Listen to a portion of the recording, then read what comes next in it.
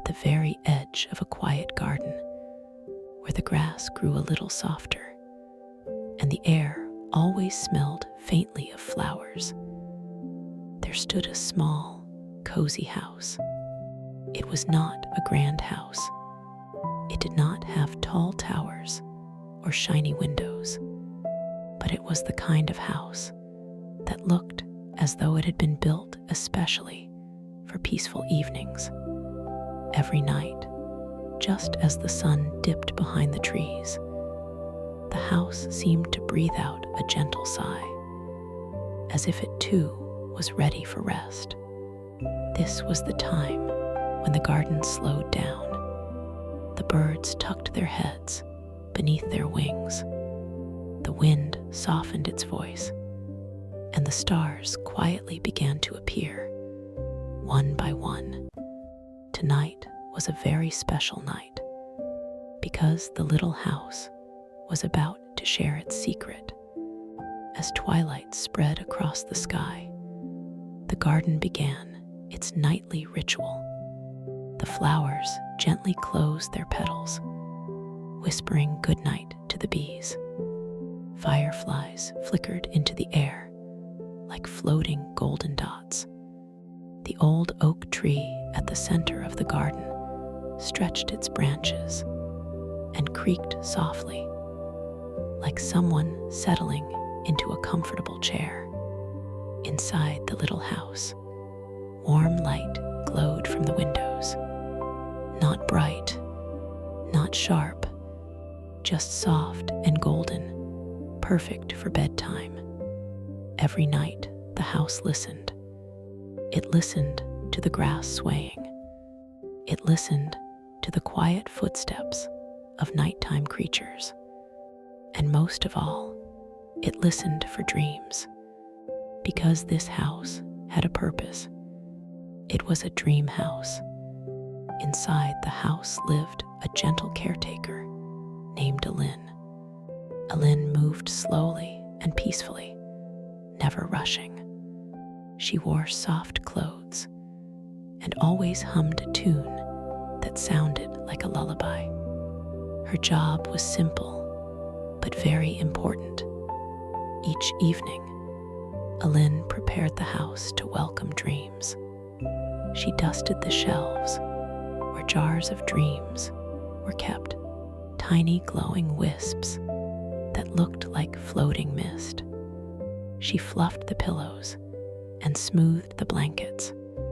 She opened the windows just enough to let moonlight slip inside. Alin whispered the house, softly creaking. "Are we ready?" "Almost," Alin replied with a smile. Outside, the moon rose higher, and the night deepened. The first dream arrived on a breeze. It floated through the open window, glowing pale blue. Alin gently caught it in her hands. "This one is for a child who needs comfort," she whispered. The dream shimmered and showed a peaceful image, a child sleeping safely while rain tapped gently on the window. Alin placed the dream into a small jar and set it on the shelf. Soon more dreams arrived. A dream of flying slowly over a calm ocean, a dream of hugging a favorite toy, a dream of walking through a forest where nothing felt scary. Each dream was handled with care. The house glowed warmer with every dream collected. As the night grew quieter, the little house began to remember. Long ago, before Alin lived there, the house had been lonely.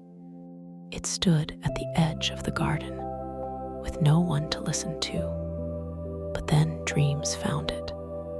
They whispered, "This is a safe place." And the house had listened. Now, every night, it protected those dreams until they could gently drift into the world, into sleeping minds that needed them. The house creaked happily. It loved its job, Just before midnight, a small dream hovered near the window. It flickered nervously, unsure.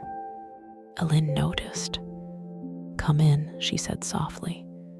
"You're safe here." The dream floated inside, glowing faintly purple. This dream was different.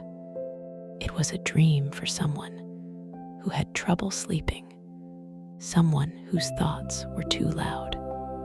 Aline held the dream close and whispered calming words. Slowly, the dream grew brighter. The house hummed gently, helping the dream feel brave. At last, the dream floated free, drifting out into the night. Now it was time. Aline opened the windows wide. One by one, the jars opened, and the dreams floated out soft, slow, and quiet. They drifted over rooftops. They slipped into bedrooms. They curled gently around sleeping minds. The garden watched silently. The fireflies dimmed their lights. The wind barely moved.